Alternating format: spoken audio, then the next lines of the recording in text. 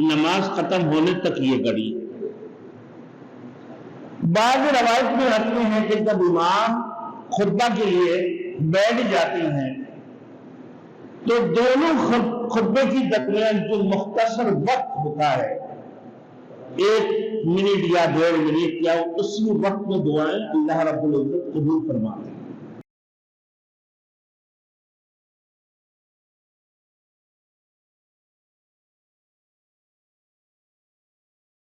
Thanks for watching. Don't forget to like, comment, share and subscribe to Maulana Habibullah Ruhani Official.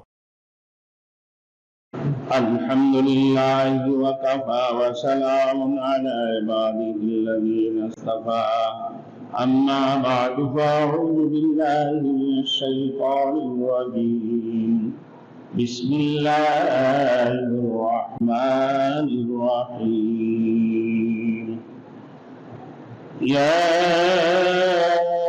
أيها الذين آمنوا إذا نودي للصلاة من يوم الجمعة فاسعوا إلى ذكر الله وذروا البيع ذلكم خير لكم إن كنتم تعلمون صدق الله المولانا العظيم۔ میرے محترم دوستوں اور میرے بزرگوں، سورۃ الجمعہ آیات نمبر 10 9 تا 10۔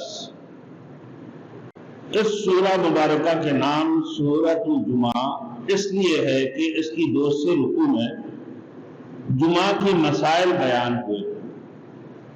جمعہ کے دن اور اس کی نماز کو دین میں خصوصیت حاصل ہے۔ نماز جمعہ ظہر کے مقام پڑھی جاتی ہے۔ جمعہ والے دن ظہر کی نماز تو نہیں ہے نا، تو ظہر کی مقام نماز جمعہ پڑھی جاتی ہے۔ تاہم یہ ظہر سے زیادہ تاکید ہے جمعہ کی۔ یہ جمعہ کی ظہر کی نماز بھی فرض ہے، اور پھر جمعہ کی دن ظہر کی نماز کے علاوہ سبھی جمعہ کی نماز پڑھی جاتی ہے۔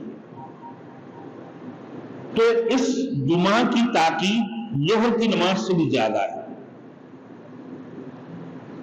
کیونکہ رسول مطلوب صلی اللہ علیہ وسلم نے فرمایا کہ یہ سید الایام ہے۔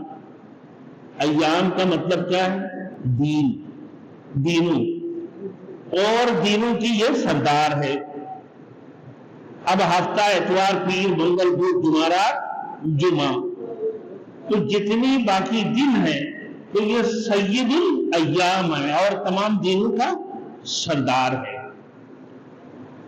اور قیامت کی دن یہ بڑی نمایاں حیثیت میں ظاہر ہوگا، بڑی نمایاں حیثیت میں ظاہر ہوگا۔ یوم الجمعہ کی فضائل کی جمع میں حضور صلی اللہ علیہ وسلم کا ارشاد ہے کہ اس دن اللہ رب العزت نے حضرت آدم علیہ السلام کو تخلیق فرمائی اور پھر جنت میں داخل فرمایا، پھر جنت سے نکالا، اور اسی جمعہ کی دن قیامت برپا ہوگی۔ حضور صلی اللہ علیہ وسلم کو ایک آئینہ دکھایا گیا جس کی درمیان ایک نقطہ تھا۔ آپ کو بتایا کہ یہ جمعہ ہے، آئینہ دکھایا گیا اور اس کی درمیان میں ایک نقطہ تھا، اور فرمایا کہ یہ جمعہ ہے۔ تو جمعہ کی رات اور جمعہ کے دن دونوں کا برکت ہے، جمعہ کی رات اور جمعہ کے دن دونوں کا برکت ہے۔ فرمایا کہ لیلۃ مبارکۃ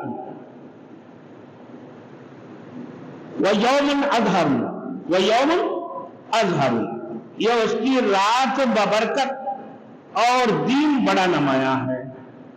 لیلۃ مبارکۃ ویوم اظہر، یعنی جمعہ کی اس کی رات یعنی جمعرات ببرکت ہے اور دن بڑا نمایاں ہے۔ اب جمعہ یہ دو باتیں ہیں۔ دیکھیے نمبر جمعہ کی دن ایک ایسی مبارک گھڑی آتی ہے، ایسی مبارک گھڑی آتی ہے کہ اس دوران ایماندار آدمی جو تقوی اختیار کیا، اللہ کے اوپر ایمان لے کر آیا، ایمان والے لوگ، مومن جو مناجات کرتا ہے اور جو دعا کرتا ہے اللہ رب العزت اس کا قبول فرماتے ہیں۔ وہ گھڑی کون سی ہے؟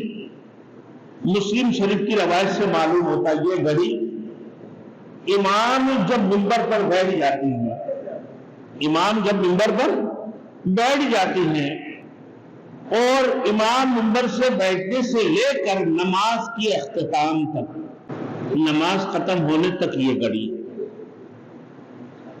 بعض روایت میں آتے ہیں کہ جب امام خطبہ کے لیے بیٹھ جاتے ہیں تو دونوں خطبے کی درمیان جو مختصر وقت ہوتا ہے، 1 منٹ یا 1.5 منٹ یا اسی وقت میں دعائیں اللہ رب العزت قبول فرماتے ہیں، وہ دعائیں رد نہیں ہوتی ہیں۔ جمعہ کے دن یہ ایک بہترین گھڑی ہے۔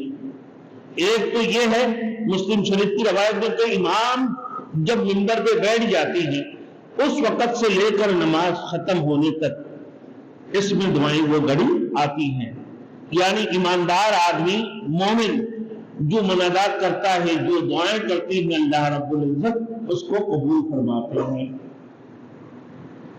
اب یہ اس کے علاوہ جمعہ کے دن جب سورۃ الکاف کی تلاوت کرتا ہے تو اس کے لیے اللہ تعالیٰ 10 دن تک روشنی پیدا کر دیتا ہے، اور پھر بعض روشنی روایت میں ہے کہ زمین سے آسمان تک روشنی پیدا ہو جاتی ہے، زمین سے لے کر آسمان تک روشنی پیدا ہو جاتی ہے سورۃ الکاف تلاوت کرنے سے۔ تو جو لوگ سورہ تلاوت نہ کر سکے تو کم از کم سورۃ الکاف تو شروع کی 10 آیات اور آخر کی 10 آیات تلاوت کی جائے، یا نہیں تو کم از کم شروع کی 10 آیات تلاوت کرنی جائے۔ اس سے اللہ رب العالمین فتنہ دجال سے بھی حفاظت کا سامان پیدا کرے گا۔ اب یہ بھی ہے، دیکھیں بعض روایتوں میں یہ بھی آتے ہیں کہ جمعہ کی دن سورہ کاف تلاوت کرنے سے اللہ رب العزت اس کی رزق کا ذمہ لے لیتی ہے۔ ایک جمعہ سے لے کر دوسری جمعہ تک اللہ رب العزت اس کی رزق کا ذمہ لیتی ہے۔ ایک جمعہ کو تلاوت کیا ہے، جمعہ تک اللہ پاک پروردگار اپنے ذمہ لیتی ہے اس کی رزق کا۔ دجال کی فتنہ سے سامان کا مہیا پیدا کر دیتے ہیں، اللہ رب العزت بچاتی ہیں، حفاظت کا سامان مہیا کر دیتے ہیں، اور پھر آسمان تک روشنی پیدا ہو جاتی ہے، پھر 10 دن تک روشنی ہوتی ہے۔ یہ 4 باتیں گئے۔ اب بہرحال یہ جو ہے جمعہ کے دن کی فضیلت